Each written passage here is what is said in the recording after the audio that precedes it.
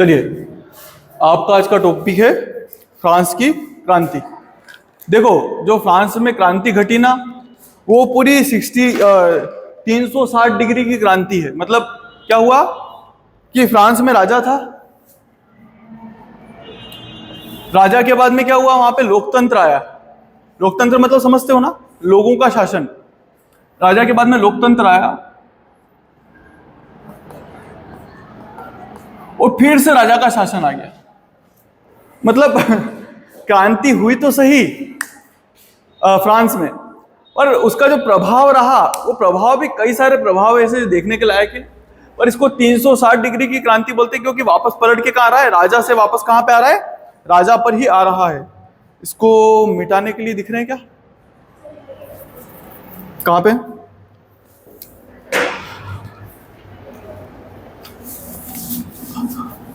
अब देखो ये क्रांति घट कैसे रही है। यहां पे जो फ्रांस है ना, वहां के राजाओं को बोलते हैं बर्बन वंश, जो वहां का वंश है राजाओं का। तो वहां के राजा कौन से? बर्बन वंश के राजा हैं, बर्बन वंश। इस वंश के जितने भी राजा हैं वो खुद का नाम क्या बोलेंगे? लुई।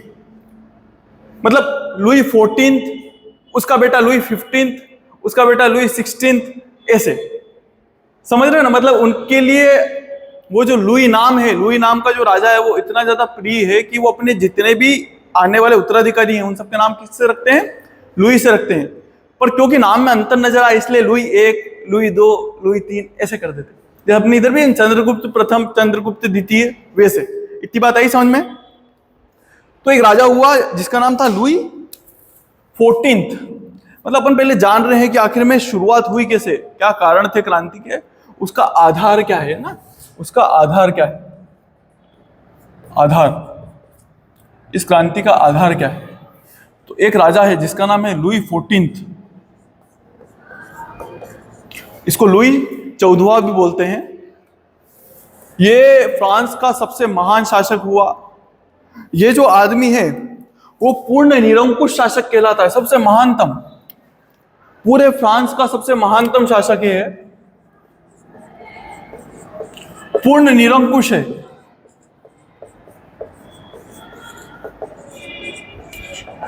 पूर्ण निरंकुश का मतलब समझते हैं आप लोग? इसके ऊपर किसी की नहीं चली। अपने भारत के जो राजा थे, आप लोगों को ऐसा लगेगा कि राजा है तो निरंकुश ही होता होगा, किसी की सुनता थोड़ी होगा, ऐसे नहीं होता है। भारत के जो राजा थे ना, वो धर्म की बातें सुन लेते थे। जैसे अगर उसको किसी पंडित ने कोई सी सलाह दी या किसी धर्म शास्त्र के अनुसार कोई सी सलाह है तो उसको मानेंगे वो लोग। जैसे अपने हिंदुओं में क्या होता था कि जितने भी राजा थे वो रात को युद्ध नहीं लड़ते थे सूरज ढलने के बाद में, औरतों को नहीं मारते थे, है ना। अगर युद्ध हुआ तो ऐसा नहीं होगा कि वो औरतों को उठा के ले जाएंगे, बच्चों पे हमला नहीं करेंगे, क्योंकि ये नियम चले आए थे। इस आदमी को उस नियमों से कोई लेना देना नहीं है। इसका कहना है कि मैं ही भगवान हूं, ऐसा मान लो, मैं जो नियम बता दूं वही सब सही है। इसने, ये पूर्ण निरंकुश शासक है, फ्रांस में इसका बड़ा सम्मान है, इसने बहुत लड़ाई जीती है, महान विजेता है, महान विजेता। पर महान विजेता होने से एक दिक्कत आती है, युद्ध लड़ोगे तो आपका सम्मान तो बढ़ेगा और पैसे खत्म होते जाएंगे। होता है ऐसा? युद्ध में पैसा लगता है बेटा, बहुत पैसा लगता है, सोच भी नहीं सकते आप लोग इतना पैसा। आप लोग, जैसे आप लोगों ने कारें देखी होगी, कारें, महंगी से महंगी कार कितने 1 करोड़ रुपए की आती होगी, है ना। और जो आर्मी के टैंक आते हैं ना, उनकी कीमत 50-50, 100-100 करोड़ रुपए होती है, एक एक टैंक की कीमत। तो सोचो कितना अंतर आ जाता है, समझ रहे हो? तो पूर्ण निरंकुश शासक है, महान विजेता है। पर जब ये युद्ध लड़ा बहुत सारे, तो उसके कारण क्या हुआ? पैसे खत्म होने लगे, पैसे खत्म, मतलब आर्थिक बोझ बढ़ा। फ्रांस को दूसरों से क्या लेना पड़ा? ऋण लेना पड़ा। ऋण मतलब समझते हो? कर्जा लेना पड़ा फ्रांस को। फ्रांस कर्जा ले रहा है। इसके बाद में एक और शासक आएगा जिसका नाम है लुई 14 के बाद में कौन आएगा? लुई 15। लुई 15 जो था वो इतना समझदार राजा नहीं था। उसने एक युद्ध लड़ा, जो लड़ा सप्तवर्षीय युद्ध, 7 years वॉर, जो अपने यहाँ पे कर्नाटिक युद्ध के नाम से जानी जाएगी। ये मैंने जब आप लोगों को अभी अमेरिका का इतिहास पढ़ाया था, तब मैंने 7 years वॉर के बारे में बताया था कि सप्तवर्षीय युद्ध होगा जिसमें कौन जीतेगा? किन किन के बीच में होगा? फ्रांस और इंग्लैंड के बीच में। और जीतेगा कौन? इंग्लैंड। फ्रांस हार जाएगा। फ्रांस हारेगा तभी तो वो बाहर होएगा अमेरिका से। मैंने आप लोगों को बताया था, इसलिए बोलता हूं रिवीजन करा करो, नहीं तो बस इससे मुंह हिला हो गया। ठीक है, क्या होगा? सप्तवर्षीय युद्ध होगा इसके समय, सप्तवर्षीय युद्ध।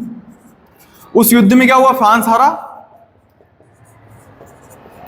और जब फ्रांस हारेगा तो बहुत ज्यादा कर्जा हो जाएगा, डेप्थ, ऋण बढ़ेगा। जो इनने कर्जा ले रखा है, ऋण, वो बहुत ज्यादा बढ़ गया। यहां तक समझ में आई बात?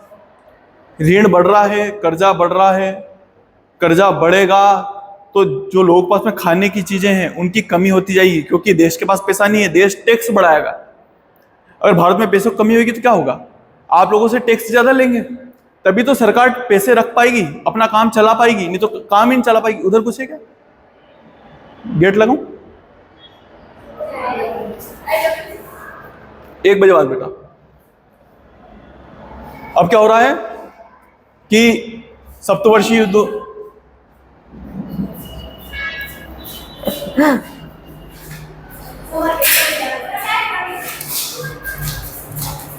यहां तक समझ में आया?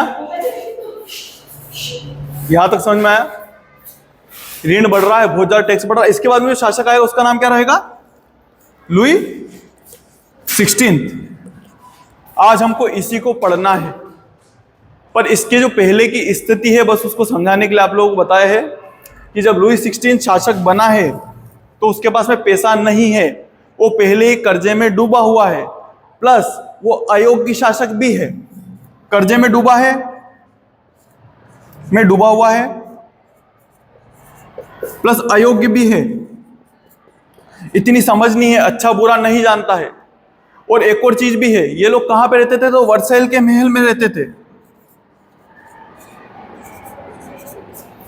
के महल में। फ्रांस की राजधानी क्या है? पेरिस। ये वर्साइल है, वर्साइल के महल में। फ्रांस की राजधानी पेरिस है, पर जो राजा है वो पेरिस में नहीं रहता था, वो रहता था पास में, उसने राजधानी बना रखी थी। जैसे मंसूर है, मंसूर के पास में दलोदा है, ऐसी किसी जगह पे राजधानी बना रखी थी। क्यों? क्योंकि वहां वो आराम से वैभव से रह सकता था। फ्रांस में तो गंदगी थी, भीड़ भाड़ थी, भीड़ भाड़ में क्यों रहेगा राजा? उसको चीज शांति, मस्त आनंद रहे, आसपास खुली जगह रहे, है ना, पेड़ पौधे रहे, ऐसी जगह चाहिए होती है राजा को। कलेक्टर का बंगला देखा है भीड़ भाड़ में? कभी देखा है क्या आप लोगों ने? क्यों होगा भाई? राजा को मजा थोड़ी आएगा गरीबी देख के, क्योंकि गरीबों के पास में रहता तो है नहीं, तो इसको अनुभव नहीं, इसको पता नहीं है कि आखिर में फ्रांस में गरीबी कितनी है, इसको पता ही नहीं कि फ्रांस में चल क्या रहा है। प्लस इसकी जो पत्नी है, वो ऑस्ट्रेलिया की राजकुमारी है, मेरी एंटोइट, मतलब फ्रांस का नाम है तो ऐसे ही नाम होंगे। इसकी पत्नी है मेरी एंटोइट। ये जो महिला है इसके साथ में एक दिक्कत है, ये अच्छी सलाहकार नहीं है अपने पति। मतलब राजा जब थक हार के अपनी पत्नी के पास में आता होगा तो बताता होगा सारी कहानी कि आज मेरे साथ में क्या क्या हुआ है ना, आज मेरे खिलाफ ये वाला विद्रोह हुआ, ये हुआ, ये हुआ, जो बातें बताता होगा। तो अगर पत्नी समझदार हो तो उसको अच्छी सलाह देगी, राइट? उसको अनुभव। पर पत्नी तो कभी खुद घर से बाहर नहीं निकली, ऐशो आराम में रहती है, इसको फर्क पड़ता ही नहीं है कि क्या हो रहा क्या नहीं हो रहा। देश में है ये, इस महिला को कोई मतलब नहीं किसी भी चीज से। 1 बजे बाद इस महिला को कोई मतलब नहीं है, इसने कभी गरीबी देखी ही नहीं है, तो ये कभी गरीबों का भला चाहेगी क्या? इसको पता ही नहीं गरीबी होती क्या है, राइट? तो ये जब सलाह देती है, इसको तो ऐसी सलाह देती है कि अरे यार कोई मजाक, आपके खिलाफ विद्रोह कर रहा हो तो मार दो ना, खत्म करो विद्रोह का, आप तो राजा हो, गरीबी क्या होती है, अपने यहाँ पे तो इतना सारा खाना है, ऐसी सलाह देती है। तो जब इसकी सलाह ये मानेगा तो ढंग से काम हो पाएगा क्या? नहीं हो पाएगा ना। तो ये कुछ कारण है, जिनमें से ये कौन से राजनीतिक कारण है? क्या है? राजनीतिक कारण है।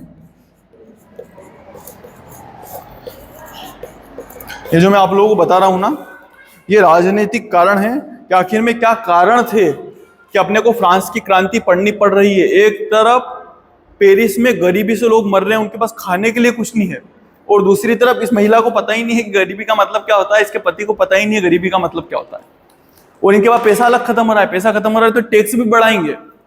और आगे देखते हैं ना, ये क्या हो गए राजनीतिक कारण। अगले कारण बताता हूं आप लोग, सामाजिक कारण।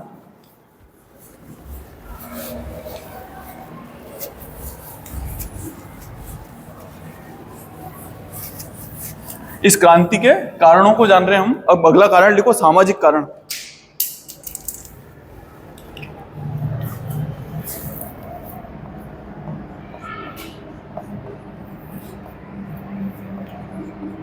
सामाजिक कारण, जैसे अपने यहाँ पे समाज है, कुछ लोग गरीब हैं, कुछ मध्यम वर्गीय हैं, राइट, और कुछ लोग बहुत ज्यादा अमीर हैं। ऐसा ही समाज है अपने भारत का।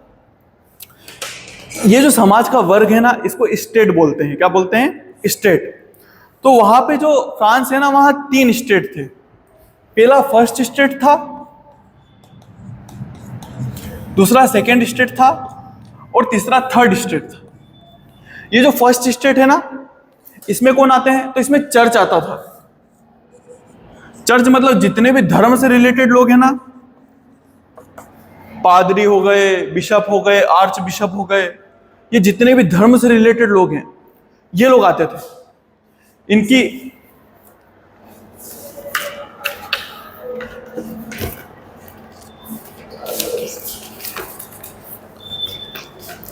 इनकी जो संख्या है, ये जो चर्च के लोग हैं, समझने की कोशिश करना, फ्रांस की संख्या 2 करोड़ है, इनकी संख्या 1 लाख है। कितनी है? 1 लाख बस। और इनके पास संपत्ति 10% है, मतलब अथाह अमीर है ये लोग। समझ रहे हो? बहुत अथाह पैसा। सिर्फ 1 लाख लोगों के पास में 10% संपत्ति है। ऐसे ही जो सेकंड क्लास है, वो कौन है? सामंत हैं। इनको बोलते हैं क्लर्जी। क्या बोलते हैं? क्लर्जी। सामंत अमीर सैनिक, जो अमीर उच्च वर्ग के सैनिक हैं, है ना, वो सामंत। ये जो उच्च वर्ग है उसको क्या बोलते हैं? क्लर्जी। क्लर्जी। इसकी जो संख्या है वो 4 लाख है, और इनके पास जो संपत्ति है वो 25% संपत्ति है। मतलब आप लोग समझ रहे हो अंतर कितना आ रहा है। और ये बेचारे गरीब, ये सब गरीब हैं। इनमें कौन कौन है? तो मजदूर, कृषक, और इसके अलावा जो मध्यम वर्ग में जो लोग हैं ना, जैसे कोई व्यापारी हुआ, कोई कामगार हुआ, मतलब कोई किसी चीज में जैसे लक्कड़हारा हुआ, है ना, लोहे का काम करने वाला हुआ, तो इस तरीके के जो लोग हैं ना, कामगार, डॉक्टर। पहले की डॉक्टरों की व्यवस्था अपने जैसी नहीं थी। ऐसे में सोचा डॉक्टर मतलब बहुत अमीर होगा। ये मध्यम वर्ग के लोग हैं। ये तो पूरे गरीब है दोनों, ये तो मध्यम वर्ग के हैं फिर भी। इसके अलावा जो जज नहीं बोलेंगे, जज तो ये सामंती होते थे। जो कोर्ट में वकील हैं, वकील वगैरह, ये सब काहे में आएंगे? थर्ड स्टेट में आएंगे। इनकी संख्या जो है वो 94% है। कितनी है? 94%। पर आप यहां से निकाल लो 35, लगभग 65% संपत्ति है इनके पास में। सिर्फ 65% संपत्ति 94% लोगों के पास में। इनकी हालत बहुत गरीब है, खासकर इन दोनों की। मजदूरों के पास में खाने को कुछ भी नहीं है, कृषकों के पास खाने को कुछ भी नहीं है, ब्रेड तक नहीं मिलती थी। आप लोग देखोगे जब मैं फ्रांस की क्रांति पढ़ाऊंगा ढंग से आगे कि क्या क्या घटनाएं घट रही है, तो ये लोग एक एक ब्रेड के लिए लड़ेंगे, दंगे हो जाएंगे शहर में खाने के पीछे। हम लोगों को तो आराम से मिलता था, हम लोग एहसास नहीं उस चीज का। अदरवाइज आप लोगों को बताऊंगा मैं यहाँ कौन कौन सी घटनाएं हो रही है। सामाजिक कारण समझ में आ गया। प्लस ये लोग विलासी भी बहुत है, मतलब इनके पास खाने के लिए कुछ नहीं है, इनके पास ऐशो आराम का सब सामान है, पूरा विलासी है। इन्होंने गरीबी देखी ही नहीं है बिल्कुल भी। ये जो मिडिल क्लास है ना, ये 2-3 नाम जो मैंने बोले हैं, इसको क्या बोलेंगे? Middle class. इसको बुजुर्गा वर्ग बोलते हैं। ये शब्द याद रखना, क्योंकि कॉम्पिटिशन्स के एग्जाम में पूछते हैं। नेट जैसी एग्जाम होगी ना, तो उसमें पूछ सकते हैं कि इस वर्ग को फ्रांसीसी भाषा में क्या बोलेंगे? तो बुजुर्गा वर्ग।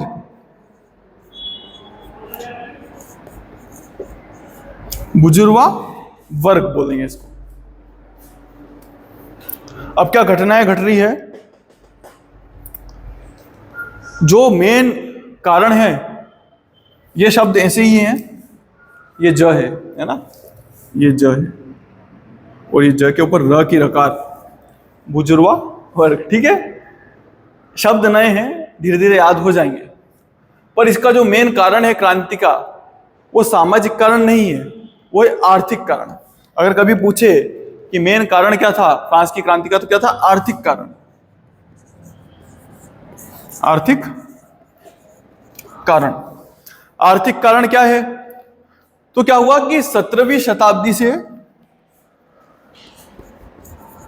लेकर, अच्छा ये जो फ्रांस की क्रांति हो रही है उसके सन याद रखना बहुत आसान है, 1 7 8 9, 7 8 9।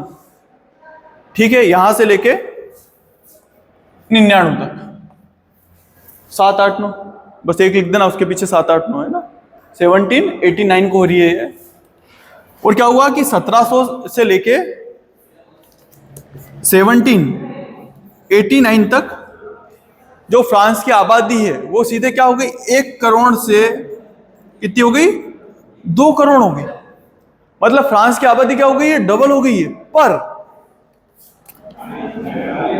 यहां पर उत्पादन नहीं बढ़ रहा, लोग तो बड़े हैं पर खाने के साधन ही नहीं बढ़ रहे हैं, खाने के लिए चीज ही नहीं है। समझ रहे हो ना? अगर आपके घर में एक गिलास दूध है और पीने वाला एक आदमी है तो कोई दिक्कत आएगी, आराम से पी लेगा। और वही 2 आदमी हो गए तो चलेगा क्या काम? नहीं चल पाएगा। क्या हो रहा है, आबादी बढ़ रही है पर संसाधन नहीं बढ़ रहे, नहीं बढ़े। फिर भगवान ने एक काम और करा, इस समय फ्रांस में इतनी खतरनाक सर्दी पड़ी कि जो फसल थी वो सूख गई। आप लोग पता ना अपने इधर क्या बोलते हैं, फसल वो सर्दी में सूख जाती है, उसको पाला पड़ गया, यही बोलते ना, पाला। क्या बोलते हैं? सर्दी, बहुत ज्यादा ठंड के कारण जब फसल सूखती है उसको क्या बोलते हैं? तुम लोग किसान हो भी कि नहीं हो, कुछ ना कुछ तो बोलते हैं, पाला पड़ने क्या बोलते हैं माली भाषा में? क्या बोलते हैं? डा पड़ गया है ना। तो बस वैसे ही यहाँ पे भी डा पड़ गया, और जब वो पड़ा फसल जल जाती है, वो ऐसी कैसी सिकुड़ जाती है ना। तो यहाँ पे फसल जल गई ठंड के कारण, और फसल जलेगी, पहले खाने को चीज नहीं है और लोग इतने ज्यादा हैं, तो क्या होगा यहाँ पे? फसल अलग जल गई, जली मतलब समझ गए ना, सूख गई, भूखमरी की स्थिति आ गई। तो फसल जलेगी तो अकाल पड़ेगा, और अकाल पड़ेगा तो भूखमरी की स्थिति आ जाएगी।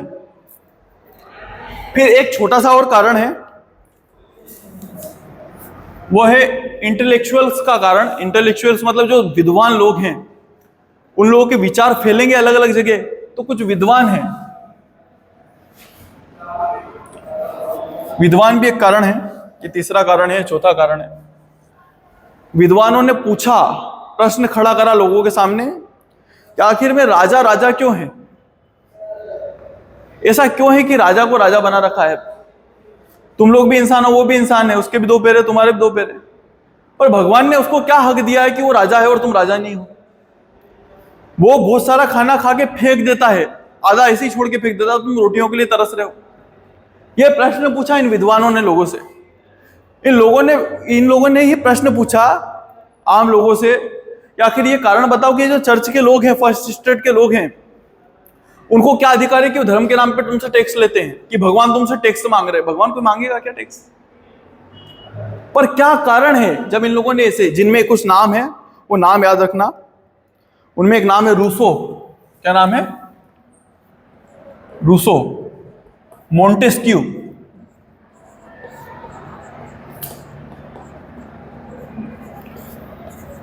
रूसो, मोंटेस्क्यू, ऐसे कुछ विद्वान है, कांट, वोल्टेयर,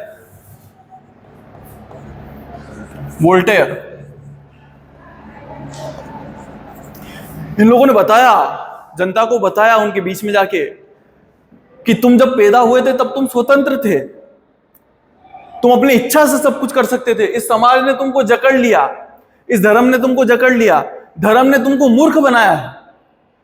वो लोग तुमको धर्म के नाम पे बेवकूफ बना रहे हैं। देखो यहाँ 1 लाख लोगों के 10% संपत्ति ऐश कर रहे हैं वो लोग, और तुम लोगों को बार बार बुला लेते, तुमसे चंदा मांग लेते हैं, और उसके बदले तुम्हारे लिए कुछ नहीं कर रहे हैं। ईश्वर क्या ये चाहता है क्या? अगर ईश्वर ये चाहता होता तो ऐसा ईश्वर किस काम का, जो तुम्हारा भला नहीं कर सकता है, तुमको मरते हुए देख रहा है भूख से, राइट? ये प्रश्न खड़े करे उन्होंने। ये प्रश्न खड़ा कि राजा राजा क्यों हैं? लोगों के दिमाग में आया कि हाँ यार ऐसा क्यों है, भगवान ने हमको राजा क्यों नहीं बनाया, यही राजा क्यों है? जब ऐसे बेटा प्रश्न खड़े हुए बुद्धिजीवी वर्गों के और स्थिति इतनी बुरी हुई तो क्या होगी? क्रांति होगी। अब क्रांति कैसे हो रही है? तो बहुत सालों के बाद, लगभग 175 सालों के बाद में, जब राजा को लगा कि देश कंगाल होने वाला है, देश में पैसा नहीं है, तो राजा क्या करेगा? राजा स्टेट जनरल बुलाएगा। स्टेट जनरल का मतलब ये जो तीनों वर्ग हैं इनके प्रतिनिधियों को बुलाएगा। कहां पे? महल में। और फिर इनसे पूछेगा कि अब आगे क्या करें। उसको क्या बोलेंगे? State general. ठीक है। और ये स्टेट जनरल जो बुलाई है इसने कितने सालों बाद बुलाई है? 175 साल बाद। ऐसी स्थिति कितने साल बाद बनी है? 175 साल बाद। तो क्या हो रहा है? लुई 16 घटना है, देख लो। ये क्या है? क्रांति की घटना है, घटना है। जो राजा है लुई 16, लुई 16, वो क्या कर रहा है? स्टेट जनरल बुला रहा है।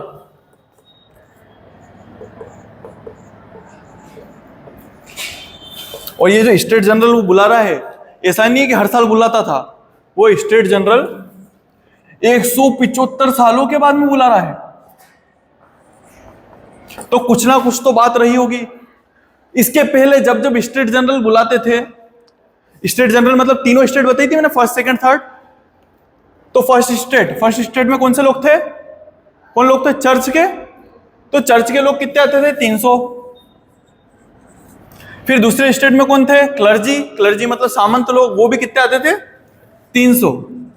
और जो थर्ड स्टेट था जिसमें गरीब 95% जनसंख्या थी, उसके कितने लोग आते थे? 600। क्योंकि उनका प्रतिनिधित्व बड़ा है, संख्या ज्यादा है जनसंख्या, इसलिए उनकी संख्या में लोग ज्यादा आते थे। यहां तक समझ में आया? कोई डाउट है? ऐसे ही वो लोग सब आके बैठे, जैसे अपन लोग बैठे हुए हैं वैसे आके बैठे। कहां बैठे? वर्साइल के महल में, जहां पे राजा रहता है, के महल में। मैं राजा हूं ऐसा मान लो, आप लोग अलग अलग हो, हाँ मान लो, ये जल्दी मान लेते हो, है ना? मैं राजा हूं, ऐसी सभा बैठी हुई है। एक साइड में कौन बैठे हुए हैं? तो एक साइड में चर्च के लोग बैठे हुए हैं, दूसरी साइड में कौन बैठे हुए? क्लर्जी बैठे हुए हैं। दोनों की संख्या 300 है। जो तीसरी साइड है वहां पे कौन बैठे हुए हैं? थर्ड स्टेट के लोग, जो गरीब हैं। हाँ, जो गरीब हैं, जिनके पास खाने को कुछ नहीं है ना? ऐसे मतलब जो मध्यम वर्ग और गरीब वर्ग, दोनों लोग बैठे हुए हैं। अब क्या हुआ कि ले दे के आखिरी में बात क्या आती थी कि सारे टैक्स कौन देते थे? थर्ड स्टेट के लोग देते थे, फर्स्ट और सेकंड वाले टैक्स नहीं देते थे। राजा ने बोला कि यार पैसों की कमी हो गई है देश में, तो लोग देखने लग गए कि तो क्या करें। तो राजा ने बोला कि ठीक है, फिर पैसों की कमी हो रही है तो कुछ भी नहीं करें, अपन लोग पैसे बढ़ा देंगे। ये स्टेट जनरल 5 मई को बैठी थी, है ना? स्टेट जनरल जो बैठ रही है वो 5 मई को बैठ रही है, ये भी ध्यान में रखना। मई, और सन क्या है? 1789।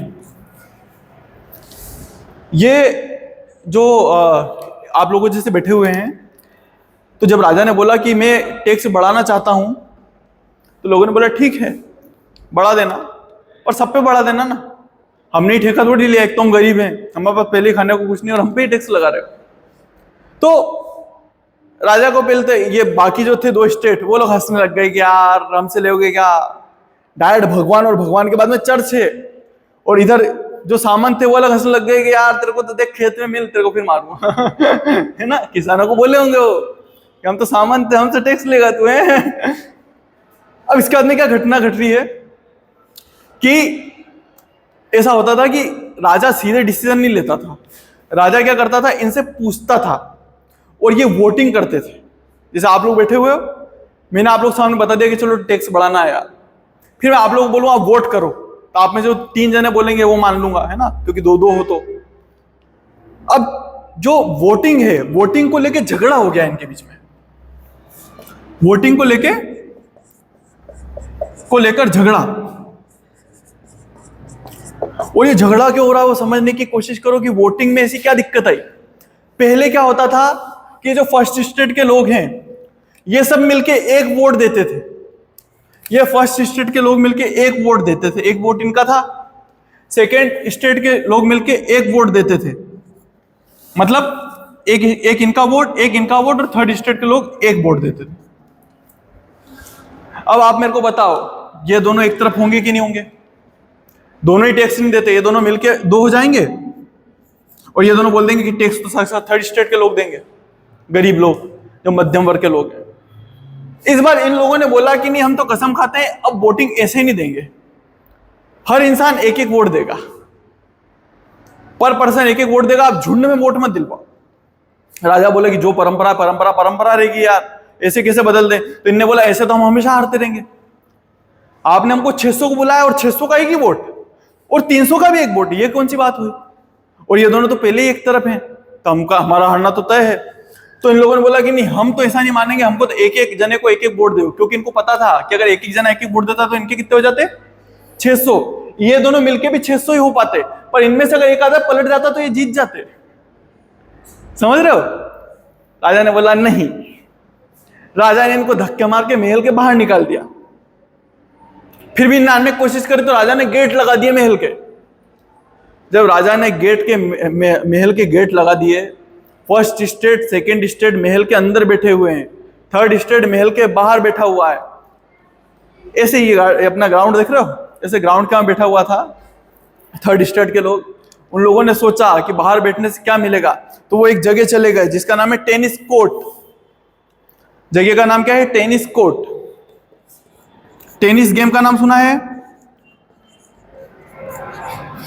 टेनिस गेम का नाम सुना है? टेनिस खेलते हैं लोग बस, हाँ, टेबल टेनिस नहीं, लॉन टेनिस का कोर्ट था जिसमें लंबा वाला टेनिस। तो ऐसे अंदर ही बना हुआ था वो। राजा था यार, बाहर खेलेगा क्या टेनिस, है ना? उसने इतना बड़ा बना रखा था, रूम में बना रखा था टेनिस खेलने का। तो 600 लोग वहां गए, इन्होंने वहां शपथ ली, सब लोग इकट्ठे हुए लोग, और इन्होंने वहां शपथ ली। तो उस शपथ को क्या बोलेंगे? टेनिस कोर्ट की शपथ। ये क्वेश्चन आया है कि टेनिस कोर्ट की शपथ किस क्रांति में हुई थी? तो आप लोग बताओगे किस क्रांति में हुई थी? फ्रांस की क्रांति में हुई थी। तो ये लोग क्या कर रहे हैं? टेनिस कोर्ट की शपथ ले रहे हैं, कोर्ट की शपथ। इन्होंने टेनिस कोर्ट की शपथ ली। ये हो रही है जून में। कब हो रही है? जून में टेनिस कोर्ट की शपथ ली। जैसे इन्होंने टेनिस कोर्ट की शपथ ली, और तो वहां के जो किसान थे उन्होंने विद्रोह कर दिया। किसानों ने विद्रोह कर दिया कि चलो ठीक है, अब तो अपन आजाद हो गए हैं, है ना? जो अपने साथी लोग थे, जो अपने हेड थे, जिनको अपने प्रतिनिधित्व बना के भेजा था, कहां पे? महल में, उन लोगों ने विरोध कर दिया राजा के खिलाफ। तो अपने विरोध बनेगा। देखा था कि आप लोगों ने वो किसान आंदोलन हुआ था, तो जिन किसानों को दिक्कत नहीं थी उनने भी भाग लिया था, क्योंकि उनके किसान भाइयों को दिक्कत थी। होता है ना ऐसा? तो जब इनके प्रतिनिधि भेजे, मतलब तुम्हारे गांव से एक एक आदमी को भेजा है, उसने राजा के महल में विद्रोह करा, तो तुम्हारे गांव वाले तो करेंगे। तो उन गांव वालों ने विद्रोह कर दिया। और गांव वालों ने किसके खिलाफ विद्रोह करा? किसानों ने किसके खिलाफ विद्रोह करा?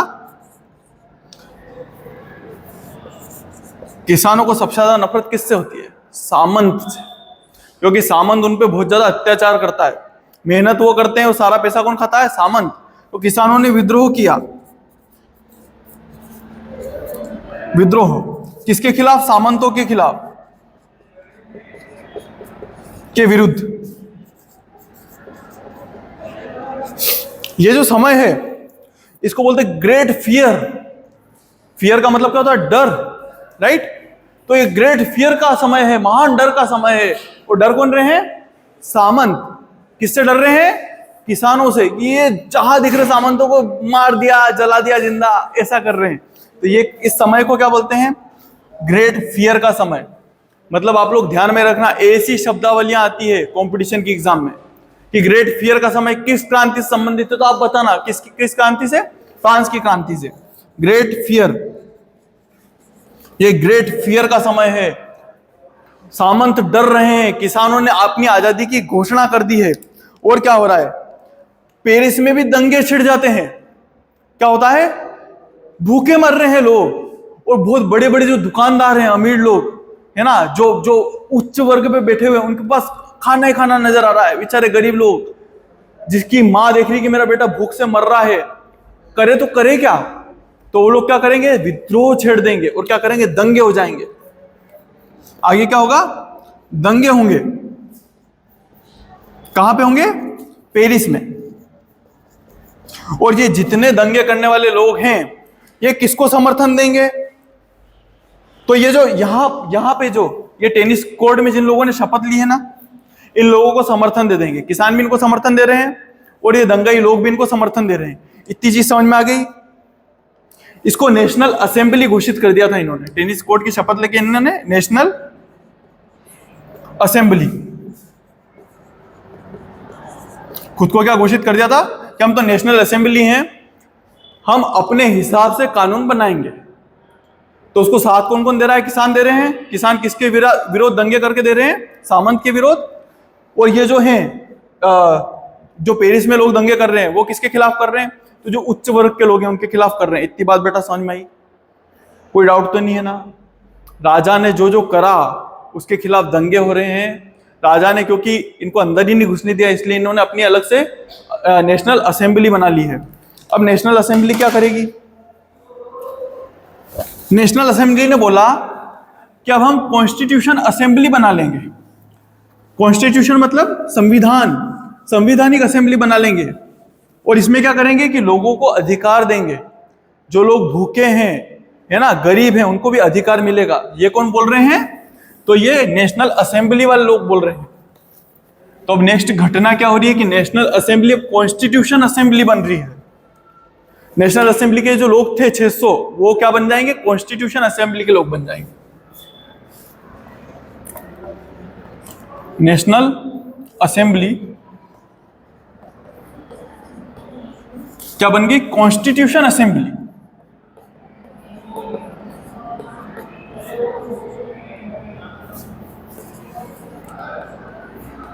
असेंबली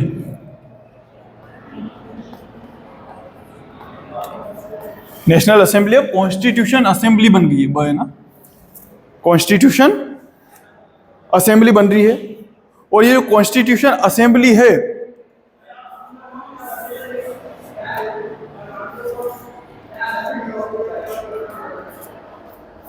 ये जो कॉन्स्टिट्यूशन असेंबली है, ये कुछ निर्णय कर रही है।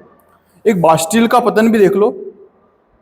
ये जो दंगाई है ना, इन्होंने एक बास्टिल नामक जगह है, ये हो रहा है 14 जुलाई 1789 को। छोटा सा एक और घटना हुई है, मैंने दंगे के बारे में बताया ना, पेरिस में दंगे हुए।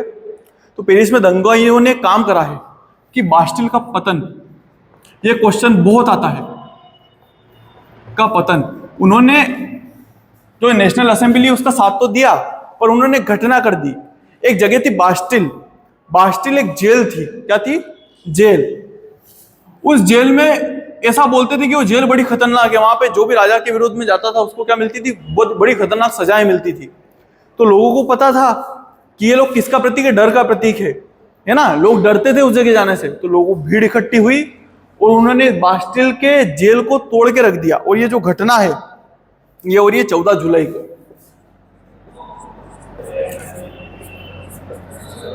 1789, ये लिख लेना। बास्टिल का पतन किस क्रांति से संबंधित है, तो फ्रांस की क्रांति संबंधित है। बास्टिल के किले में जो जेल थी, फ्रांस के लोगों ने, पेरिस के लोगों ने उसकी एक ईंट भी नहीं छोड़ी।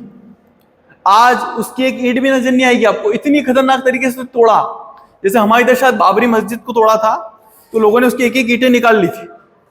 तो यहाँ पे फ्रांस में ये बास्टिल के किले को जब तोड़ा, किला मतलब जेल ही थी वो, तो जब उसको तोड़ा तो वहां कोई ज्यादा कैदी वेदी नहीं निकले। कुछ हथियार जरूर मिले उनको, पर ज्यादा कैदी नहीं थे।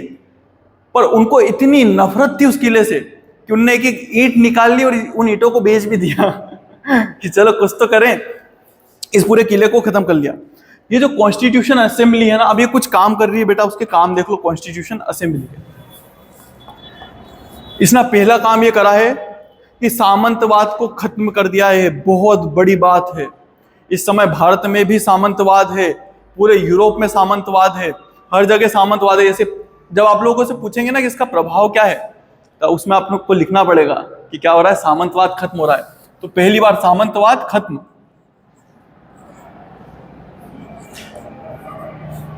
क्या हो रहा है, सामंतवाद खत्म हो रहा है।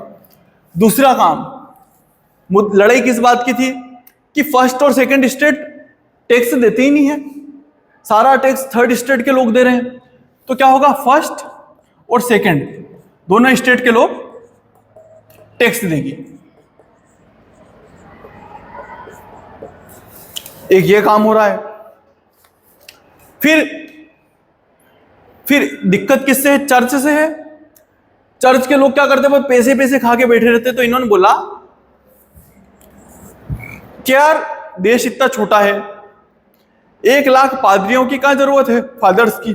देखे होंगे ना अपने जो चर्च में बैठे रहते हैं फादर, जो भूत भगाते हैं, मूवीज में देखते होंगे ना, ऐसे पहन के आते हैं, फिर वो कुछ बोलते हैं, फिर आत्मा भक्ति वैसे वाले तो क्या हो रहा है कि 1/3 जो चर्च के लोग हैं, उनको सरकारी नौकर बना दिया। मतलब जैसे सरकारी नौकरी मैं कर रहा हूं ना, वैसे हम सब नौकरी है सरकार के है ना, इसलिए तो उसको नौकरी बोलते हैं। नौकरी मतलब क्या होती है, नौकर वाला काम है ना। तो ये इन लोगों को क्या करा कि इनको नौकरी दे दी और इनको बोल दिया कि ये जो धर्म वरम का काम करते हैं, तो नाटक इन सबको खत्म करो, चुपचाप सरकारी नौकरी करो, पैसे कमाओ। 1/3 लोगों को, मतलब लगभग 33% लोगों को भगा दिया। और स्वतंत्रता की बात करी लोगों के, कि इंसान अगर स्वतंत्र पैदा हो रहा है तो फिर उस पर इतनी बंदिशें क्यों। काय की बात करी, स्वतंत्रता की बात। पर ये जो स्वतंत्रता की बात है, ये सबके लिए नहीं है। अमेरिका में भी जब मैंने अमेरिकी क्रांति पढ़ाई थी तो अच्छे से बताया था कि स्वतंत्रता सबके लिए नहीं होती है। इसमें अपवाद कौन है, अमेरिका में कौन अपवाद थी, महिलाएं। महिलाएं यहां पर स्वतंत्र नहीं है। दूसरे जो दास हैं, दास मतलब जो अफ्रीका से गुलाम पकड़ पकड़ के लेके आए हैं काम करने के लिए, या फिर इनके यहाँ के भी जो दास हैं, वो भी स्वतंत्र नहीं है। स्वतंत्र सिर्फ गोरे लोगों के लिए स्वतंत्रता है। वो जो गोरे हो, जिनके आंखों का रंग नीला हो, सिर्फ वो स्वतंत्र रहे, बाकी लोग से उनको कोई मतलब नहीं। जब भारतीयों को अंग्रेजों ने गुलाम बनाया तो वो भी बहुत स्वतंत्रता की बातें करते थे, स्वतंत्रता समानता की बातें होती थी वहां पे। और उन्होंने हमारे साथ में कैसा करा, देखा होगा आप लोगों ने। हमारे साथ में तो करा, अफ्रीकी गुलामों के साथ में इतना बुरा करते थे कि उनको जहाज में भर के लेके आते थे, खाने को कुछ नहीं देते थे, तो 30% गुलाम भूखे मर जाते थे। तो जो जानवरों से बुरी हालत थी। तो ये जो स्वतंत्रता समानता बंधुत्व की बात है ना, वो किसके लिए थी, सिर्फ उनके अपने लोगों के लिए थी, गोरे लोगों के लिए थी। यहां तक बातें समझ में आ रही है, आगे बढ़े बेटा। अब एक घटना घटी अक्टूबर में, अक्टूबर की एक घटना है, अक्टूबर 1789 को एक घटना हो रही है कि राजा तो वर्सेल में रह रहा है, सारी घटनाएं कहाँ हो रही, पेरिस में। पर किसी ने अफवाह उड़ा दी, सच्ची बात नहीं थी। क्या थी अफवाह, अफवाह ये थी कि जो राजा है और उसकी पत्नी है, उसकी पत्नी पार्टी दे रही है किसी बात की, वो पार्टी दे रही है तो अच्छा खाना मंगाया है वहां पे। अब सोचो पेरिस में जो भूखे लोग हैं, जो भूखी महिलाएं हैं, जिनके बच्चे भूखे हैं, उन लोगों को कैसा लगता होगा सुन के कि यार हम भूखे मर रहे हैं, ये महिला तो पार्टी कर रही है रानी। तो वो लोग क्या करेंगे, जितनी महिलाएं हैं, पुरुष नहीं महिलाएं, वो सब इकट्ठी होकर जाएगी झुंड बना के, और क्या करेगी, जो जगह है, जो राजा का महल है ना वर्सेल में, उस वर्सेल की तरफ मार्च करेगी। इसको क्या बोलेंगे, वर्सेल की ओर मार्च, है ना। इसके लिए कुछ कुछ शब्द दे रखे हैं, तो अपन क्या बोलेंगे इस घटना को, वर्सेल की ओर मार्च। तो ये वर्सेल, मार्च मतलब समझते हैं ना, चलना, चल के जाना। तो ये वर्सेल की ओर मार्च करेगी और वर्सेल को घेर लेगी, अंदर घुस जाएगी महिलाएं। अंदर घुस जाएगी तो इनको पता चलेगा कोई पार्टी वार्टी नहीं हो रही थी, सब क्या था, झूठी अफवाह थी। तो इनको खाना तो मिलेगा नहीं, पर खाना मिले नहीं मिले, देखो इनको कुछ ना कुछ तो करना है। तो ये लोग बोलेंगे कि यार अब यहां तक आ तो गए हैं, एक काम करते हैं, राजा रानी और इसका जो परिवार है ना, इसको उठा के अपन पेरिस लेके चलते हैं। क्यों लेके चलते हैं? कि इनको अगर पेरिस में रहेंगे तो थोड़ा बहुत एहसास तो होगा गरीबी क्या होती है भाई, देखेंगे सही गरीब ऐसे होते हैं, तुम लोगों को थोड़ा ध्यान देना चाहिए था। राजा से अभी तक नफरत नहीं है, ध्यान रखना, राजा कोई हटाना नहीं चाहते हैं, बस क्रांति के द्वारा परिवर्तन लेके आना चाहते हैं। तो ये महिलाएं गई, इनको खाने को कुछ नहीं मिला, पार्टी की बात झूठी निकली, गई पार्टी नहीं, पार्टी हो ही नहीं रही थी। तो क्या हुआ, ये राजा और उसके परिवार को उठा के कहां लिया है? पेरिस। फैमिली को कहां लिया है? पेरिस। यहां तक समझ में आया? यहां तक घटना समझ में आई थी कि कैसे घटना आगे बढ़ रही है। ये पूरे राजा और परिवार को पेरिस लिया है। इस बीच में पेरिस में क्या हो रहा है? तो पेरिस में अलग अलग पार्टियां बन रही है बेटा। जहां लोकतंत्र होगा वहां अलग अलग विचार आएंगे। आप भी अपने विचार रख सकते हो, मैं भी अपने विचार रख सकता हूं, ये अपने विचार रख सकती है। जरूरी है कि अपने विचार एक ही रहे? सबके अलग अलग हो सकते हैं ना। तो अलग अलग होंगे तो अलग अलग पार्टियां बनेगी। अपने इधर कितनी पार्टियां हैं? शायद कई सैकड़ों पार्टियां हैं अपने इधर, अपने को तो नाम भी नहीं आते, इतनी सारी पार्टियां हैं अपने इधर। अपने को बस दो नाम इसलिए पता है क्योंकि यहाँ ज्यादातर जीतती है बीजेपी, कांग्रेस, है ना। और कई सारी पार्टियां, समाजवादी पार्टी, आम आदमी पार्टी, है ना, बहुजन समाजवादी पार्टी, दक्षिण में अलग अलग पार्टियां, बहुत सारी पार्टियां ना। ऐसे ही फ्रांस में भी दो मेन पार्टियां थी, एक का नाम था जेकोबियन क्लब, जेकोबियन, और दूसरे का नाम था जिरोंडिन्स।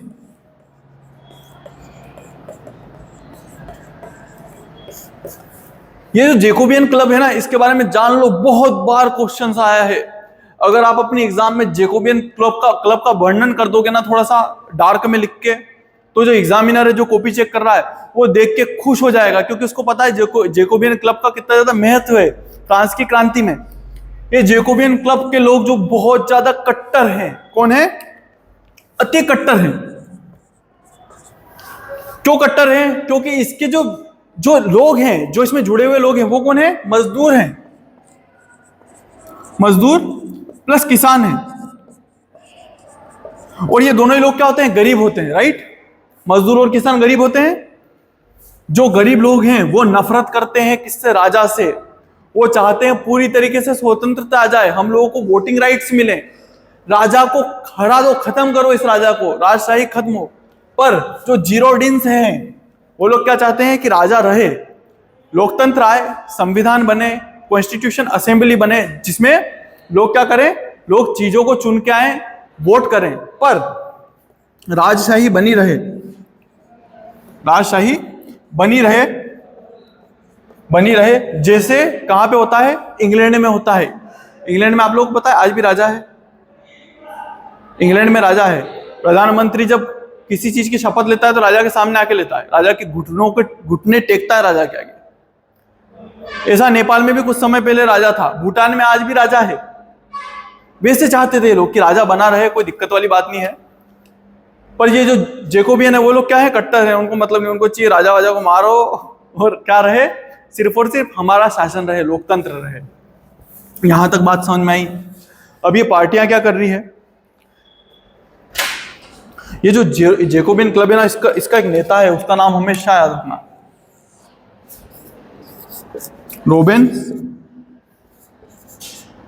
रोबेन्सोफियर, ऐसा ही कुछ नाम इसका। रोबेन्सफियर है, रोबेन्सो नहीं, रोबेन्सफियर। क्या है? रोबेन्सफियर।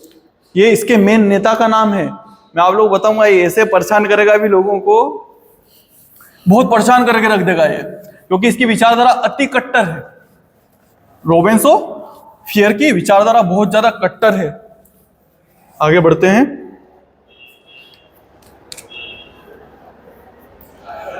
जब संविधान बन रहा था ना, इसमें ज्यादातर कौन है? जेकोबियन जीरोडिन्स लोग हैं, जो उदार हैं, उनको कोई दिक्कत नहीं इतनी।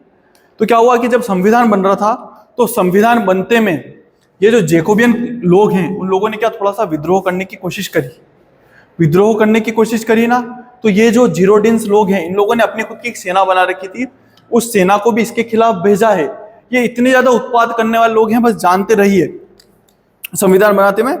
इसी बीच में जो राजा है, जेकोबियन ने एक बार विद्रोह करने की भी कोशिश करी, पर राजा इस बीच में क्या कर रहा है? आप लोग सोच सकते हो कि राजा का अब अधिकार खत्म हो गया है पूरे देश में, हो रहा है पूरे ये जो नेशनल असेंबली, कॉन्स्टिट्यूशन असेंबली, ये सब काम कर रही है, राजा की तब चल ही नहीं रही है। तो राजा क्या कर रहा है? राजा ने उसकी पत्नी को बोला कि पत्नी कहाँ की है? ऑस्ट्रिया की। ऑस्ट्रिया के राजा बोले कि यार मेरे जीजा जी तो दिक्कत में है, मेरे जीजा जी तो अब राजा ही नहीं रहे।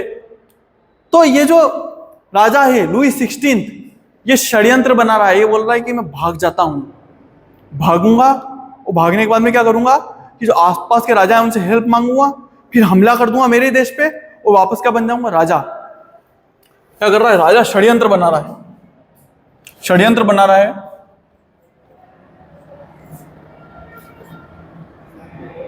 ये वाला शायद क्या कर रहा है? ये षड्यंत्र रच रहा है, किसकी मदद से? पड़ोसी देशों की मदद से, पड़ोसी देशों की मदद से क्या कर रहा है? ये षड्यंत्र बनाना चाह रहा है कि यार अपन क्या करते हैं, भाग जाता हूं कैसे भी। और पड़ोसी देशों में दो देश बहुत ज्यादा इंपॉर्टेंट है। देखो, उन देशों की भी मजबूरी है राजा का साथ देना। क्यों? कि अगर एक बार ये लोकतंत्र की आग बाहर फैली तो उस देश के लोग भी तो बोलेंगे कि हमारे राजा को भगा, भगवान ने किस अधिकार से इसको राजा बना रखा है, वो लोग भी तो बोलेंगे। लड़ाई इसी बात की तो है। इसलिए क्या होगा कि दो देश हैं, एक का नाम है ऑस्ट्रिया, ये ऑस्ट्रेलिया नहीं है, ऑस्ट्रिया, प्लस एक देश है प्रशाक। क्या नाम है? प्रशाक। ये दोनों मिलके क्या करेंगे? ये दोनों विद्रोह के लिए कोशिश करते हैं, लगातार विद्रोह फैलाने की कोशिश करते हैं, कैसे भी करके राजा को वापस स्थापित कर दें और ये जो असेंबलियां बनी थी उनको खत्म कर दें। तो असेंबलियों को ये बात पता चलती है, और असेंबली ये सन है 1792, अप्रैल 1792। इस दिन जो कॉन्स्टिट्यूशन असेंबली है वो इन दोनों के खिलाफ युद्ध की घोषणा कर देती है। मतलब तुम ये चाहते हो कि हमारी सभा भंग हो जाए, जो हम लोग इतनी क्रांति की कोशिश कर रहे हैं, अगर तुम वो खत्म करने की कोशिश करोगे तो हम तुमको रहने देंगे क्या? नहीं रहने देंगे। तो ये लोग क्या करेंगे? युद्ध की घोषणा कर देंगे।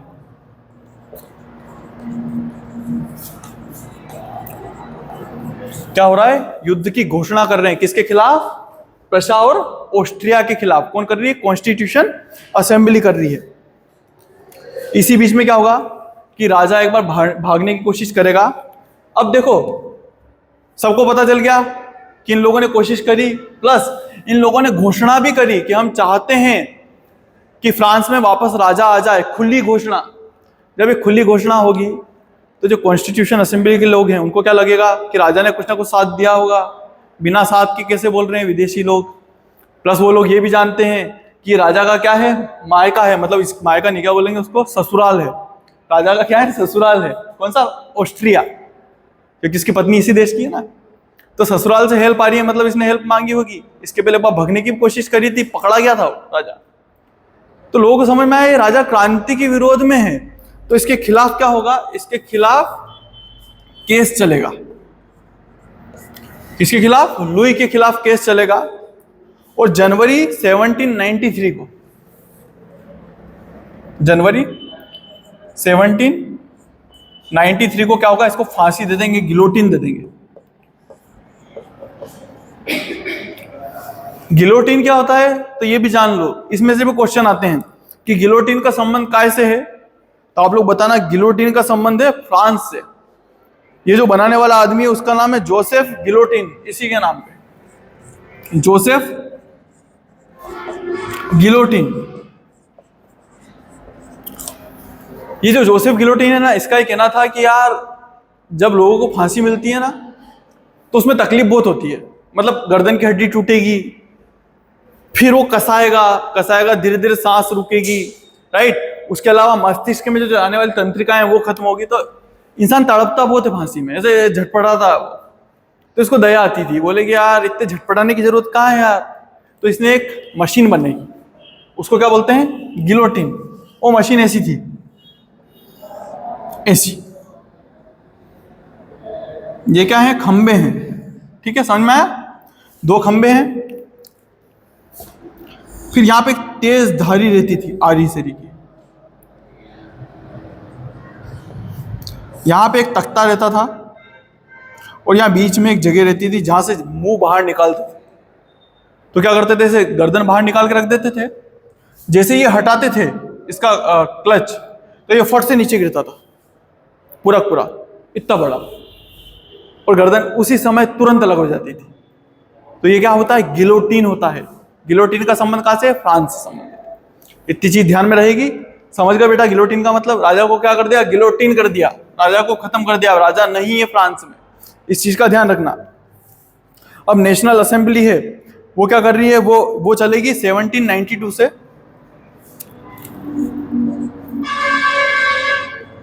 असेंबली कब से कब तक चल रही है, 1792 से 95 तक चल रही है। ये क्या क्या सुधार कर रही है वो भी देखो। तो ये क्या कर रही है, वोट देने का अधिकार दे रही है, वोटिंग का अधिकार। थोड़ा सा वो टॉपिक है, एक तो वोटिंग का अधिकार दे रही है, एक इसने एक कमेटी बनाई है, वो कमेटी हमारे लिए थोड़ी इंपॉर्टेंट है। एक तो वोटिंग का अधिकार दे रही है, दूसरी कमेटी ऑफ पीपल्स सेफ्टी। नाम कितना अच्छा है, कमेटी ऑफ पीपल सेफ्टी, मतलब पीपलों की, लोगों की रक्षा करने वाली कमेटी। पर इसकी बिल्कुल उलट थी है, इसको लोगों की सेफ्टी से कोई लेना देना नहीं था। इसका काम यह था कि जो भी क्रांति का विरोध करे उसको खत्म करो। और ये जो है, इसमें जो ज्यादातर लोग हैं वो कौन है, जेकोबियन है। कौन है, जेकोबियन। मैंने आप लोगों को जेकोबियन बताया था, जेकोबियन क्लब इसी के लोग हैं। ये लोग उदार हैं कि कट्टर हैं, जेकोबियन लोग हैं, कट्टर है कि उदार हैं, कट्टर हैं।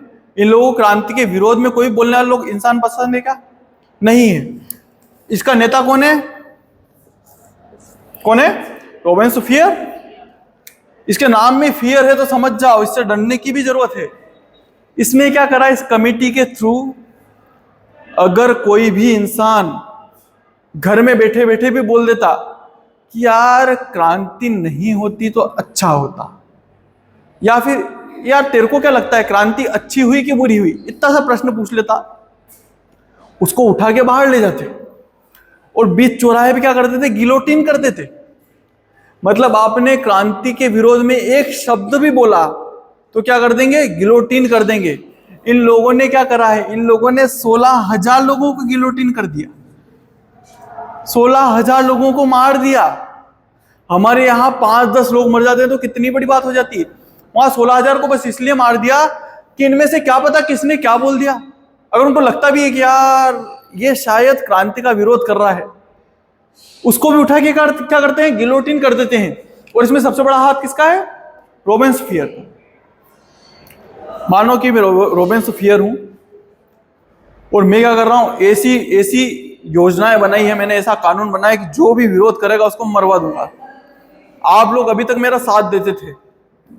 ये जो टाइम है ना, इस टाइम को एक बोलते हैं आतंक का काल। हाँ, इस समय क्या बोलते हैं, आतंक का काल। हमेशा ध्यान में रखना, आतंक हो रहा है, 16,000 लोगों को मार दिया, आतंकी है। इस समय को बोलते हैं आतंक का काल।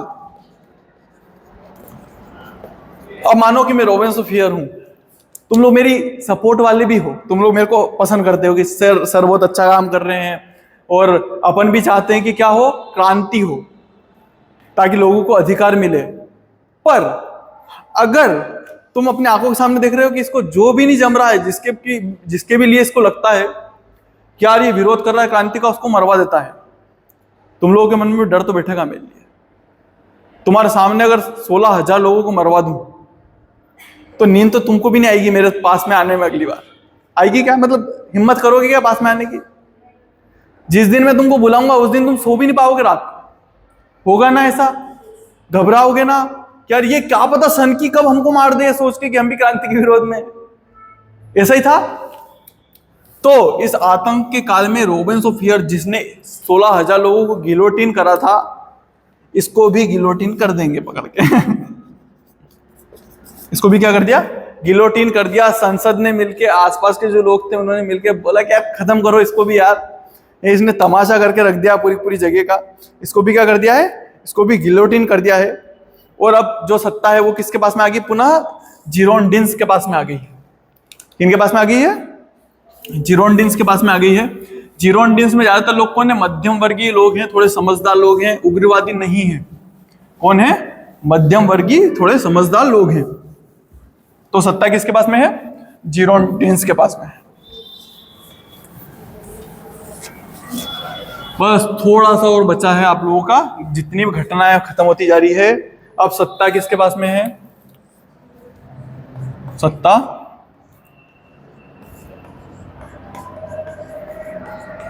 जिरोंडिन्स के पास में आ गई है।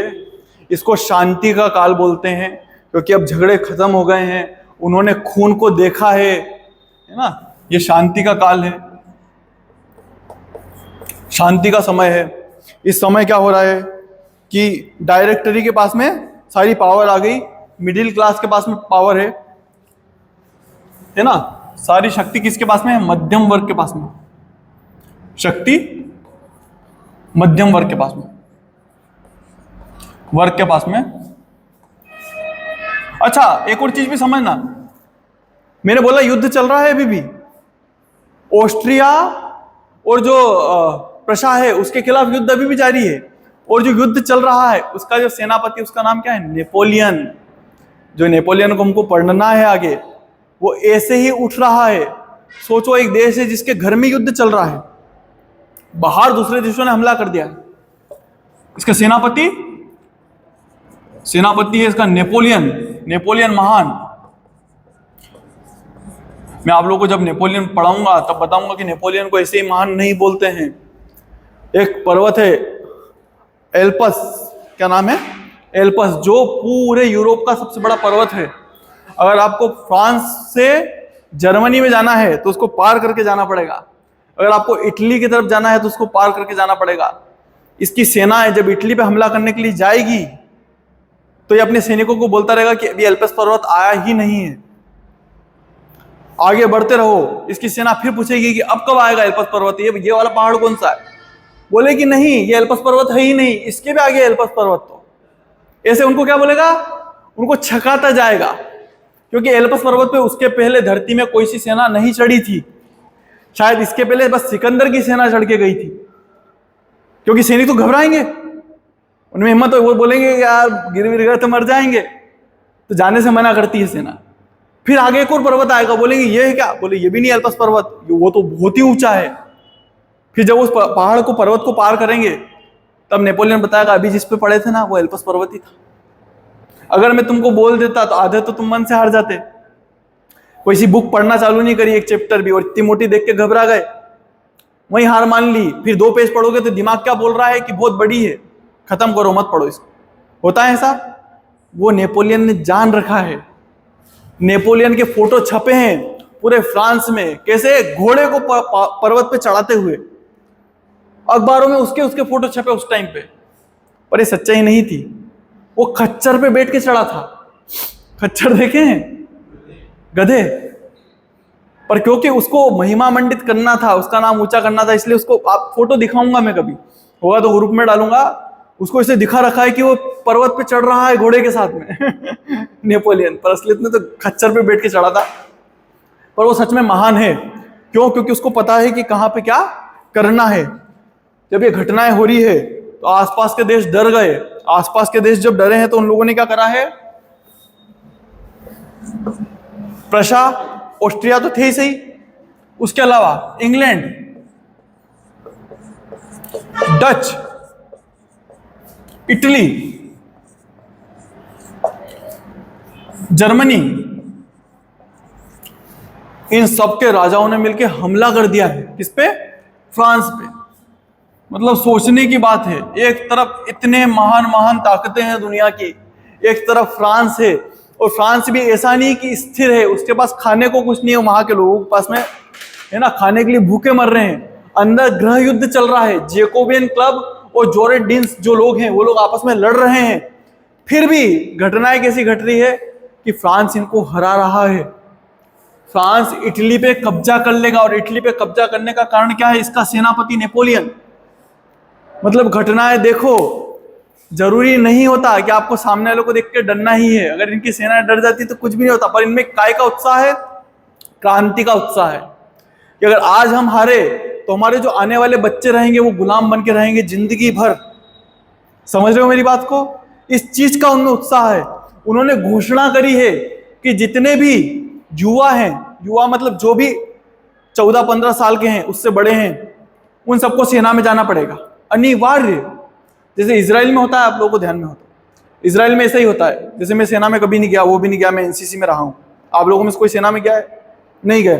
पर इजराइल में ऐसा होता है कि आपको 3-4 साल की ट्रेनिंग करनी ही पड़ती है सेना में, बड़े होने के बाद में, अनिवार्य है। ऐसा नहीं कि आप मना कर दो कि मैं नहीं करूँ, मेरी इच्छा ही सेना में जाने की, सबको करनी पड़ती है। यहाँ पे भी यही हो रहा है, इन्होंने सेना अनिवार्य कर दी, इसलिए लोग जीत रहे हैं। नेपोलियन इटली को रोंद के रख देगा, रोंदना मतलब समझते, बिल्कुल रोंद के रख देगा उसको, इटली को जीत लेगा नेपोलियन। मिस्र में, मिस्र के थ्रू वो भारत में आना चाह रहा था, पर मिस्र में किससे हार जाएगा? इंग्लैंड से हार जाएगा। पर उसके हारने के बाद में भी वहां बड़ा सम्मान होगा उसका। कहाँ? फ्रांस में। मैं आप लोगों को बताऊंगा जब नेपोलियन पढ़ाऊंगा। फिर क्या होगा? एक कॉन्सुलेट बनेगा। ये जो घटनाएं थी है ना, नेशनल कन्वेंशन खत्म हो जाएगा, कॉन्सुलेट बनेगा, वो बनेगा 1799 से। कॉन्सुलेट 1799 से 1804 तक। इसमें क्या होगा, जब मैं आपको नेपोलियन पढ़ाऊंगा ना, तो ये उस समय की घटनाएं हैं। नेपोलियन विजेता था, तो विजेता का सम्मान हुआ कहाँ? फ्रांस में। तो नेपोलियन ने बोला कि ये काउंसिल खत्म करते हैं, और ये काउंसिल खत्म करने के बाद में हम क्या करेंगे? काउंसिल खत्म करने के बाद में हम क्या करेंगे कि हम जो असेंबलियां हैं वो खत्म करने के बाद में हम क्या करते हैं कि काउंसिल बना देते हैं। मतलब पूरे देश में 3 प्रमुख बना देते हैं, 3 लोगों को प्रमुख बना देते हैं। उसमें जो फर्स्ट काउंसिल रहेगा, सबसे प्रमुख फर्स्ट काउंसिल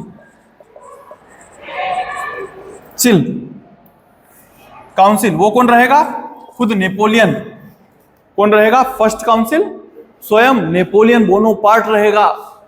आगे जाके ये कब तक चलेगी? 1804। 1804 में नेपोलियन खुद को राजा घोषित कर देगा। क्या कर देगा? राजा घोषित कर देगा। और जो घटना राजा को हटाने के लिए शुरू हुई थी, वो राजा के साथ में खत्म हो रही है। समझ में आई बेटा घटनाएं? समझ में आया ना? एक बार और रिवीजन कर लेना तो आप लोगों को और अच्छे से चीजें समझ में आएगी। अब इसके परिणाम क्या क्या निकल रहे हैं वो देख के अपन खत्म करते हैं, है ना। ये आपका लेक्चर परिणामों के साथ में अपन खत्म करते हैं। घटनाएं हैं, कुछ घटनाएं हैं, अलग अलग असेंबलियां बनी है ना, और काउंसिल के साथ में ये घटनाएं खत्म हुई है। तो मैंने आप लोगों को शुरुआत में बताया था, राजा आएगा और राजा के साथ में खत्म हुई घटनाएं, बस वैसे ही हो रहा है। अब अपन जब इसके परिणाम देखेंगे तो अपने को पता चलेगा। बहुत हद तक चांसेस है कि आपके अभी की एग्जाम में आए कि फ्रांस की क्रांति के क्या परिणाम थे या क्या कारण थे, तो आप लोग उसको बता सको। परिणाम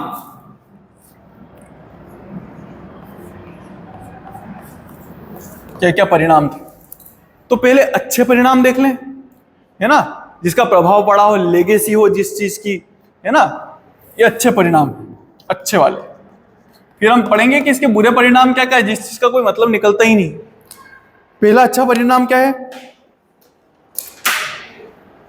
मतलब पहले बुरे परिणाम देख लेते हैं, अच्छे बाद में देखेंगे अपन बुरे, ताकि तुम लोगों को जो अभी जिस चीज पे मैंने खत्म करा उसी चीज को वापस लेके आ सकूं मैं, ना। इसके बुरे परिणाम क्या क्या हैं? तो पहला परिणाम तो जो मैंने अभी बताया कि राजा था, राजा को हटाने के लिए क्रांति शुरू करी और सैन्य तानाशाह पे क्रांति खत्म। तो कोई मतलब निकला क्या? राजा भी तानाशाह था, नेपोलियन भी तानाशाह है, तो लोगों का शासन तो आया ही नहीं। दूसरी चीज क्या हो रही है, चर्च खत्म करे थे। जो रोबेन्स ऑफ फियर था ना, उसने चर्चों को तोड़वाया भी था।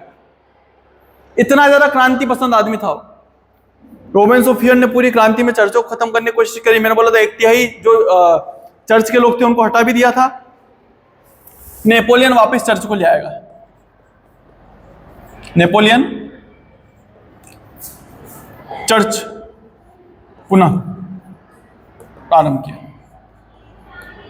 नेपोलियन के समय चर्च पुनः प्रारंभ हो गया। तो कोई मतलब निकला क्या खत्म करने का, जब वो चीज वापस आ रही है? तो नोबिलिटी मतलब जो सामंत थे, जब उनके खिलाफ विद्रोह छेड़ा था किसानों ने, तो उन्होंने भगना चालू कर दिया था, अलग अलग देशों में जाके बस गए थे। नेपोलियन आया,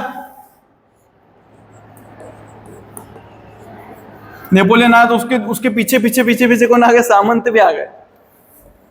तो जो क्लर्जी वर्ग है, क्लर्जी सामंत आए, पुनः आ गए नेपोलियन के साथ में। तो कोई मतलब निकला क्या? नहीं निकला ना। फर्क पड़ रहा है क्या? फिर लड़ाई किससे थी? लड़ाई कुल मिला के किससे थी? राजा से थी। राजा ध्यान नहीं दे रहा था। राजा किस वंश का था? बार्बर वंश का था। राजा का नाम का शुरू होता था लुई से। 16 मार दिया था 16 को। नेपोलियन का जब राज खत्म होगा तो आसपास के जो देश उसको हराएंगे नेपोलियन को, वो फिर से लुई 17 को ले आएंगे। किसको ले आएंगे? लुई। इसको हरा के, नेपोलियन को हरा के किसको लेके आएंगे? लुई 17 को। क्या मतलब निकला फिर क्रांति का? अगर राजा वापस आना ही है तो तुम लोग सोच रहे हो फिर हम पढ़ी करें कुछ अच्छी चीजें भी हुई है उसमें, इसलिए। फिर आपने काय की बात करी? स्वतंत्रता की बात करी। महिलाओं को तो अधिकार ही नहीं दिए, को अधिकार ही नहीं है। महिलाओं को कोई अधिकार नहीं है। फिर आपने बीच में क्या करा था कि असेंबलियां बना के दास प्रथा को खत्म कर दिया था कि दास आज से नहीं रहेंगे। आज से गुलामी की प्रथा खत्म हुई। नेपोलियन आएगा, वापस से गुलामी की प्रथा चालू कर रहा है। दास प्रथा प्रारंभ। तो कोई मतलब निकला क्या? वापस दास प्रथा प्रारंभ हो रही है।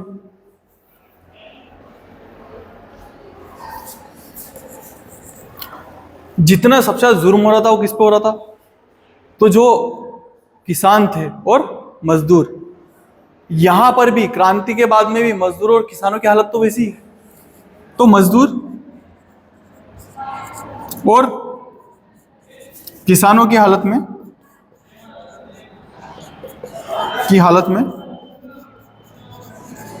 परिवर्तन नहीं।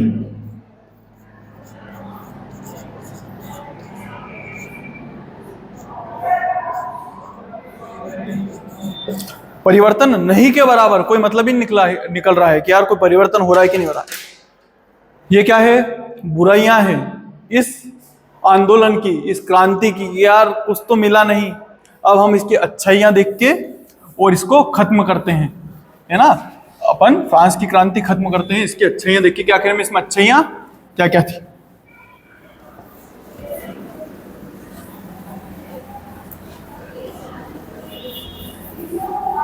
फ्रांस की क्रांति की अच्छाइयां, इसमें अच्छाइयां क्या थी? ये बुरे परिणाम है, अच्छे परिणाम क्या है? अच्छे वाले परिणाम, लाभ क्या हुए उसकी क्रांति के? पहली चीज, यहां पे संवैधानिक राजतंत्र बन गया। मतलब राजा जब भी आया ना, उसको असेंबली के हिसाब से काम करना पड़ा। तो पहली चीज क्या है? संवैधानिक राजतंत्र।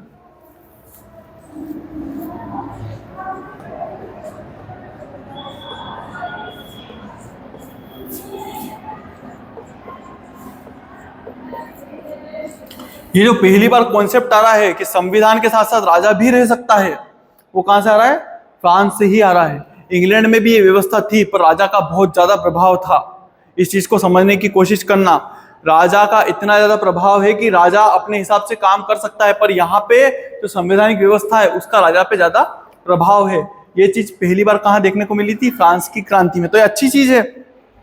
दूसरी चीज मैंने आपको भी बताया, क्लर्जी वर्ग वापस आ गया नेपोलियन के समय, सामंत वापस आ गए। पर सामंतों को कभी भी सामंती व्यवस्था का लाभ नहीं मिला। मतलब सामंत वापस किसानों पर अधिकार नहीं रख सकते, उनकी सामंती व्यवस्था छीन ली। सामंतवाद हमेशा के लिए खत्म हुआ। वाद क्या हुआ? खत्म।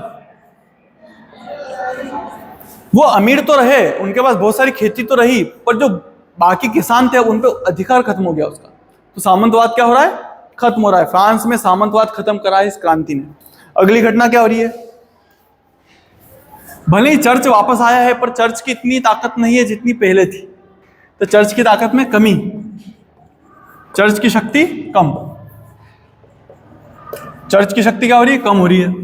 ये भी अच्छी चीज है ना, चर्च की शक्ति कम होना अच्छी चीज। तीसरी चीज, चौथी चीज, फ्रांस धार्मिक सहिष्णु हो रहा है। सहिष्णु।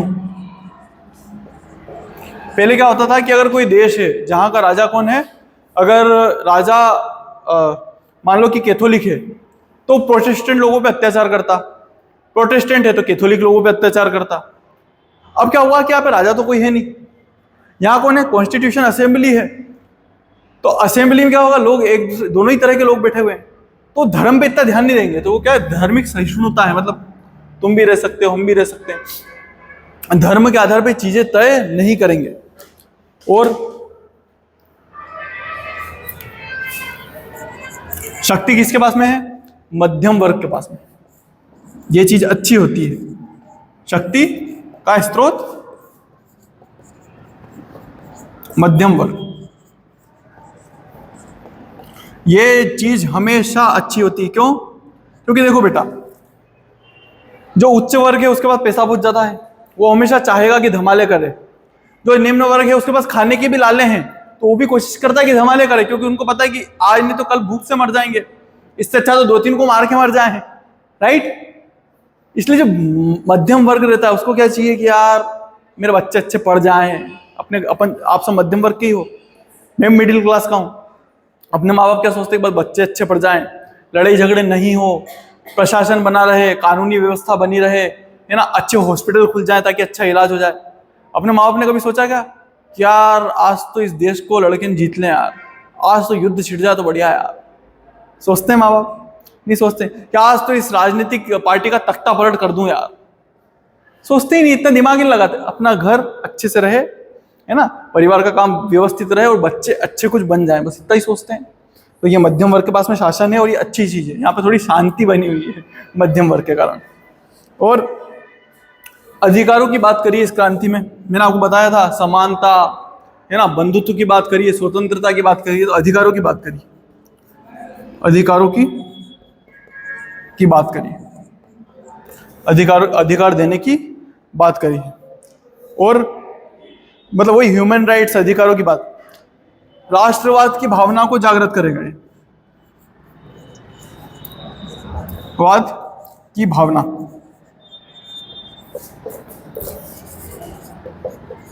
राष्ट्रवाद की भावना कैसे बढ़ रही है?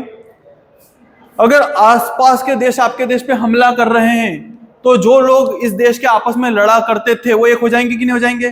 कि मेरे मातृभूमि पे हमला हो रहा, मेरे देश पे हमला हो रहा, अपन कभी सहन कर पाएंगे क्या? भले आपस में कितने ही झगड़े हो, अपन लोग भी भारतीय लोग धर्म के नाम पे, जात के नाम पे लड़ते रहते हैं। पर अभी फर्ज करो कि अभी चीन और पाकिस्तान इकट्ठे हम पे हमला कर दें, तब क्या होगा? अपन लोग जातवाद भूल के सब लड़ने के लिए जाएंगे, है ना। माँ अपने बच्चों को भेजेगी सीमा पे कि बेटा लड़, अपने देश पे हमला हुआ है, देश तो सबका है। राइट? ऐसे ही होगा ना। तो सोचो फ्रांस में भी क्या होगा जब इतने आसपास के देश हमला करेंगे, तो वहां राष्ट्रवाद पनपेगा, देश के प्रति भावना पनपेगी, प्रेम की। सिर्फ फ्रांस में पनपेगी क्या?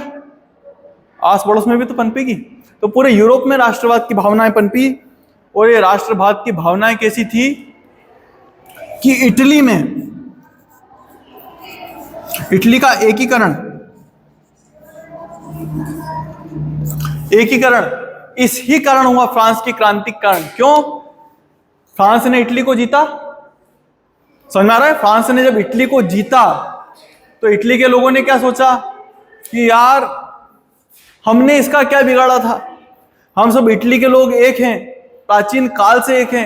कभी हमको कौन ऑस्ट्रिया जीत जाता है, कभी फ्रांस जीत जाता है, हमारा कुछ है भी कि नहीं है। हम सब इटली बोलने वाले, इटालियन भाषा बोलने वाले लोग एक हैं। तो इटली के लोग क्या करेंगे, अब संघर्ष करेंगे अपने देश को एक करने के लिए। तो ये फ्रांस की क्रांति किस चीज का कारण बनेगी, इटली का एकीकरण का कारण बनेगी। और जो आखिरी चीज है वो है महिलाओं की स्वतंत्रता। महिलाओं का स्वतंत्रता के लिए संघर्ष,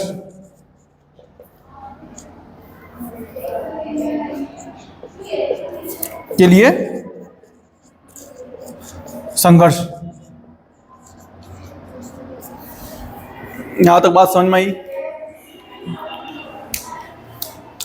ये घटना घटी है, मतलब संघर्ष, मतलब महिलाएं भी देखती है कि यार पुरुष को वोटिंग राइट है, पुरुष मतदान कर सकता है, तो हमको भी अधिकार मिलने चाहिए। ऐसे कई सारे अधिकार बाद में इनको मिलेंगे भी सही, पर ये जो क्रांति है वो इन सब चीजों का कारण है। मेरे को थोड़ा सा कोशिश करना, अब आप लोगों के लिए होमवर्क है कि जब पढ़ो आप लोग, है ना, अमेरिका की क्रांति और फ्रांस की क्रांति, तो आप लोग मेरे को बताना कि आप लोगों को कौन सी क्रांति ज्यादा सही लगी है। ठीक है, पढ़ के लेके आना, होमवर्क है आप लोगों के लिए। Thank you.